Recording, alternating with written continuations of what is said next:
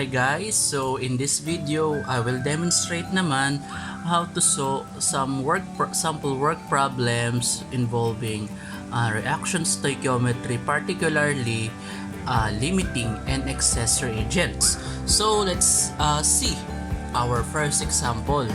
So sabi dito, in the reaction below, 10 grams of sodium hydroxide reacts with 30.11 grams of sulfuric acid. So ito yung reaction.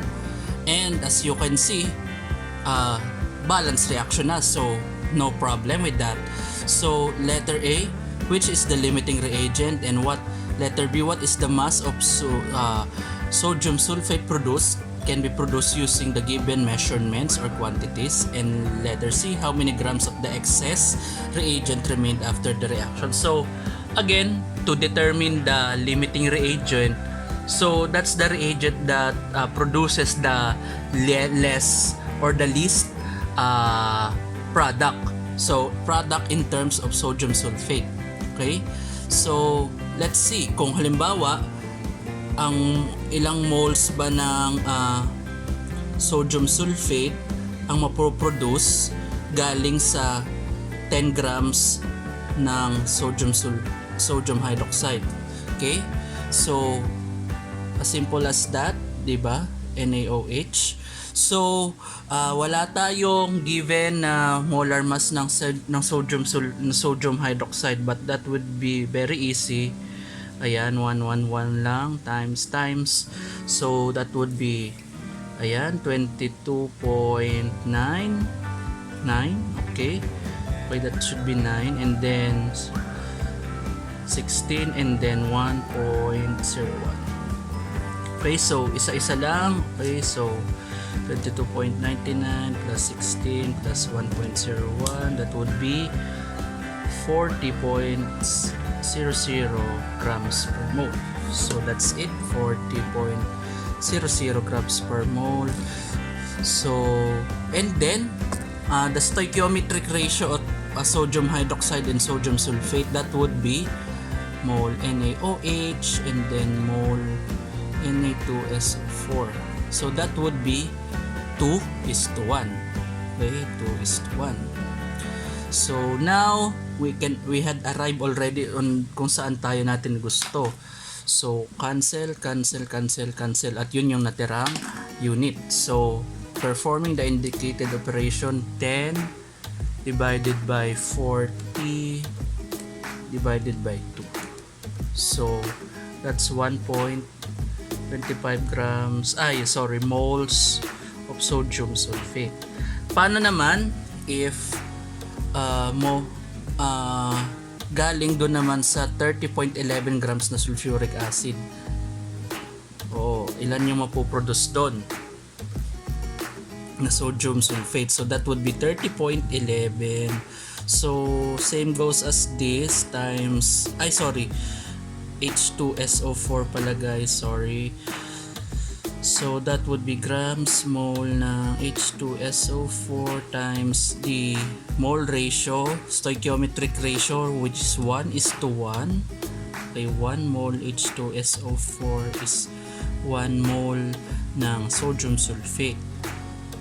But then, kailangan natin yung molar mass nun. So, we can compute it here.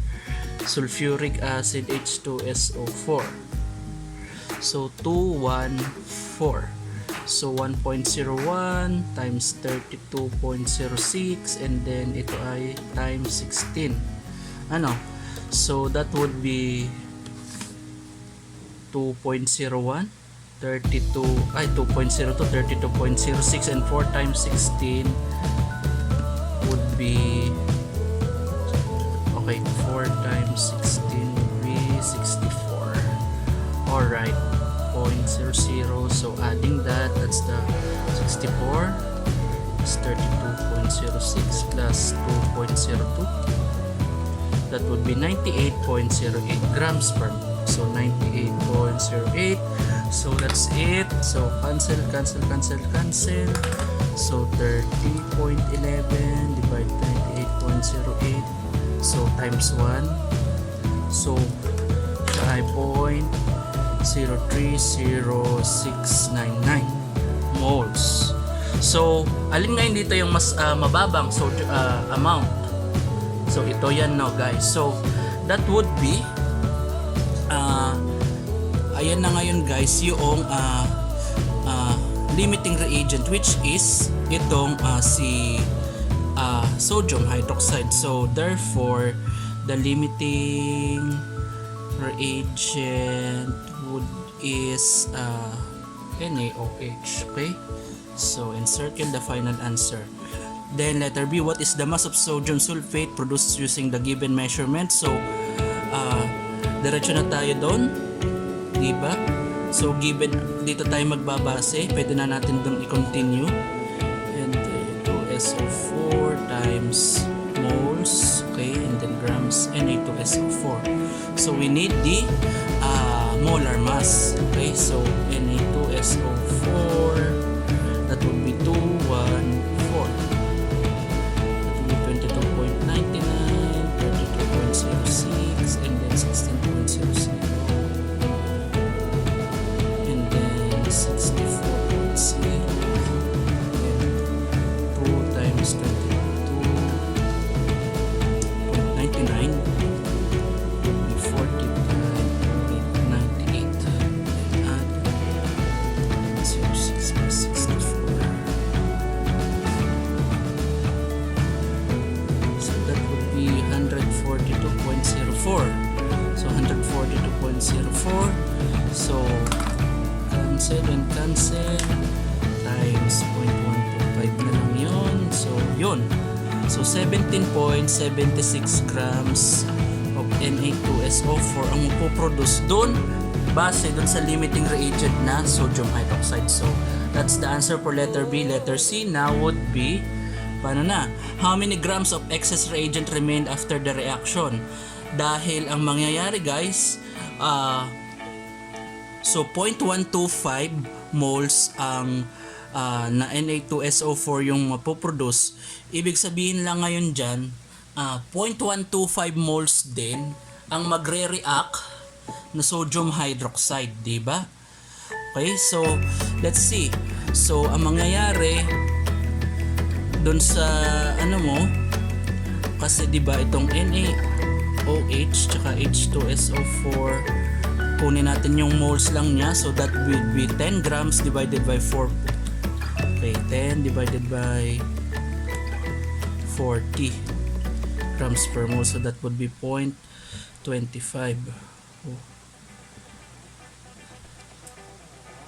And then sulfuric acid would be 30.11 divided by, so that is moles, okay, divided by 98.08. So 0.306 or 3 yan 3.07 3.307 guys. So alin ngayon dito yung ito nga yung limiting reagent natin, so ito na ngayon yung excess. So ilan na daw yung natira? Dahil ang magre-react ngayon dyan base dito ay 0.25 moles. Pero dahil ito yung limiting reagent mo at meron at 2:1 yan, ibig sabihin ang magre-react lang dito ay yung kalahati niya.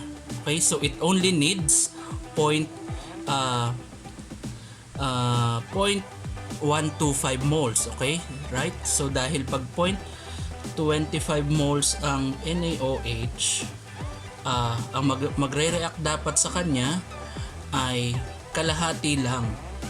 Okay? Okay, kalahati lang nitong so 0.125 moles yung mako-consume na H2SO4. Right? So yan yun.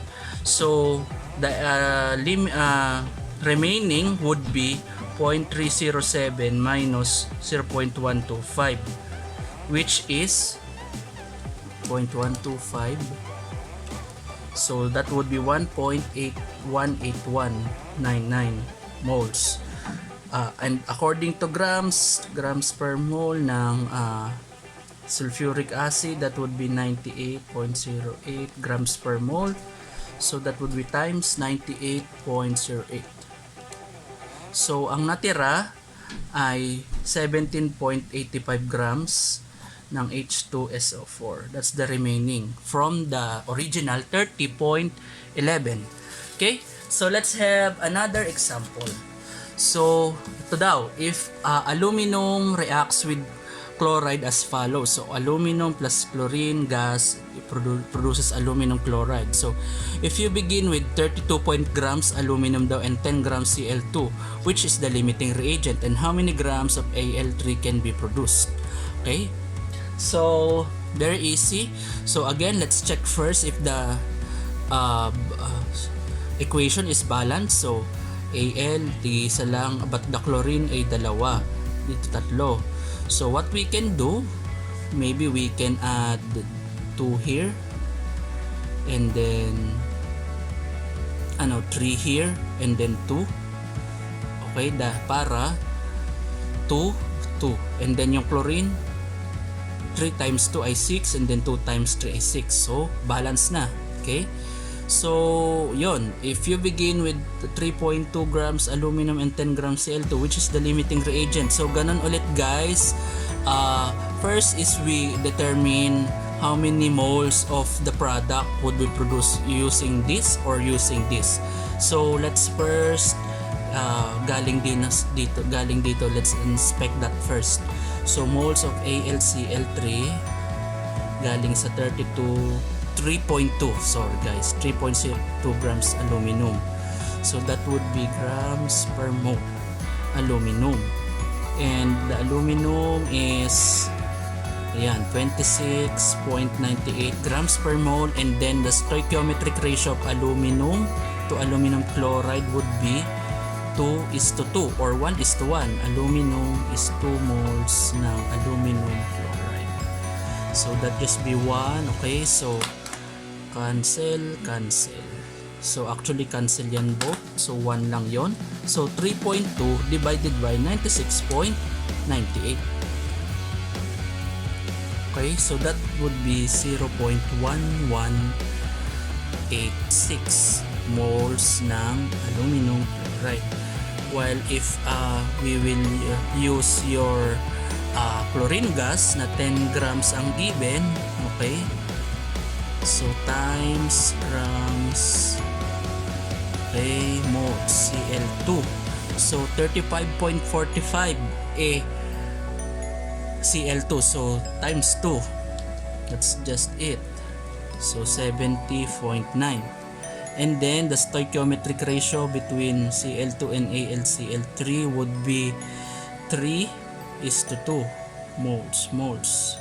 So that makakancel yung mga yan, at ang may iwan na lang ay yung moles na gusto na, yung unit na given na gusto natin. So 10 divide 70.9 times 2 divide by 3. So that would be 0.0940 moles aluminum chloride. Okay? So yan na ngayon yung mapuproduce. So syempre, obviously mas maliit tong nandito galing sa Cl2. Therefore, the limiting reagent reagent is chlorine gas. Okay, and then B, if how many grams of AlCl3 can be produced. So yun nga ay manggagaling sa limiting reagent na to. So we can start here na. So grams Cl2, so AlCl3 guys. So that would be 0.0940 moles aluminum chloride times the molar mass. Alright, aluminum chlorides, and aluminum chloride's molar mass would be 13. This is 26.98, 35.45, 26.98, 35.45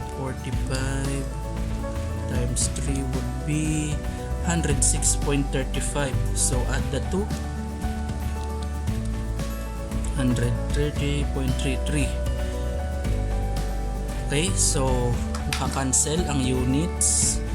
So times 0.0940. Yun. So, 12.53 grams ng aluminum chloride ang mapuproduce galing doon sa limiting reagent. So, wala naman tinanong na how many remaining are excess reagent. How many grams na lang the excess remains. So, it's for you now as an assignment or as an exercise to calculate for it. So, I hope you have learned something from this video.